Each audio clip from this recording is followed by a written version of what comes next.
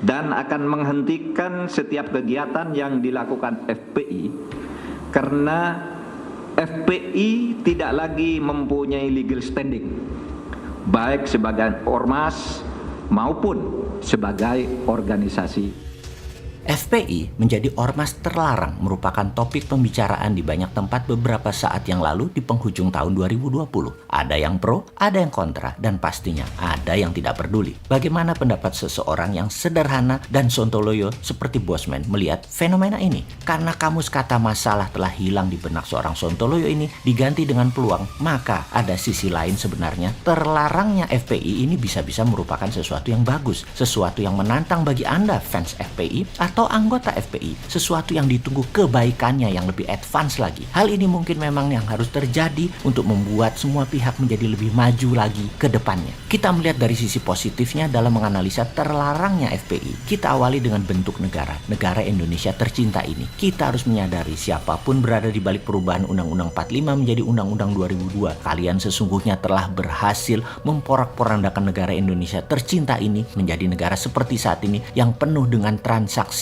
Sungguh, yang sudah terjadi hampir 20 tahun belakangan ini, bernegara selalu tidak pernah stabil, selalu goyang. Karena libido politik berkuasa banyak pihak. Hal ini terjadi karena untuk mendapatkan kekuasaan parlemen menjadi sangat kuat pengaruhnya. Partai politik menjadi pengendali terlalu kuat bernegaranya. Selamat sekali lagi kepada kalian yang melakukan inisiasi perubahan tersebut dan menjalankannya. Sehingga salah satunya hilangnya fungsi musyawarah di sila keempat Pancasila. Juga karena perubahan Undang-Undang 2002 tersebut juga hilangnya pagar pengawal Nusantara yaitu TNI Polri dari parlemen. Sehingga anggota TNI Polri yang sudah tidak bisa memilih suaranya tidak ada juga di parlemen. Ini juga karena Anda yang merubah Undang-Undang 45 jadi Undang-Undang 2002 tersebut. Negara menjadi negara transaksional karena menganut voting right dan popular vote murni. Parlemen dan pemilihan kepala daerah dan kepala negara menjadi tempat transaksi, berdagang, dagang suara, dagang kepentingan. Yang pasti efek ini semua merubah bentuk negara, berubah dari presidensial menjadi parlementer. Oke, mungkin banyak yang tidak setuju dengan pernyataan Bosman ini, bahwa bentuk negara saat ini adalah dari presidensial berubah menjadi parlementer. Namun izinkan saya menjelaskan dari sisi lain, yaitu dengan threshold 20% untuk pemilihan calon presiden, itu adalah ciri parlementer, di mana parlemen dipilih dulu, mengendalikan dulu, baru bersama-sama mencalonkan presiden. Kalau suara mereka lebih dari 20% di parlemen, mereka bisa mencalonkan sendiri calon pemimpin mereka. Di sini calon presiden sangat terseleksi karena harus melalui mekanisme partai. Calon bagus tak berpartai, tidak ada akses masuk ke partai dan tidak mau negosiasi kepentingan partai, ia akan terus menjadi di luar sistem bernegara parlementer ini. Kalau tidak ada yang 20% partai mendapatkan suara parlemen, maka partai bergabung, berkonsolidasi sehingga calon bisa dipasangkan dan diajukan. Pemilihan yang parlemen terlebih dahulu dan presiden menggunakan threshold jumlah parlemen adalah ciri bentuk bernegara parlementer, parlemen pengendali. Jadi versi Bosman, bentuk pemerintahan Indonesia saat ini sejak 2002 adalah parlementer. Sehubungan dengan hal itu, dengan kekuatan pendukung yang fanatik serta kuat, maka saudaraku FPI yang sekarang ormasnya menjadi terlarang, saya atas nama pribadi mengajukan usulan, jangan buat FPI ormas lagi ke depannya. Jangan buat ormas front ini front itu lagi. Ini peluang berikutnya lompatan Anda para pejuang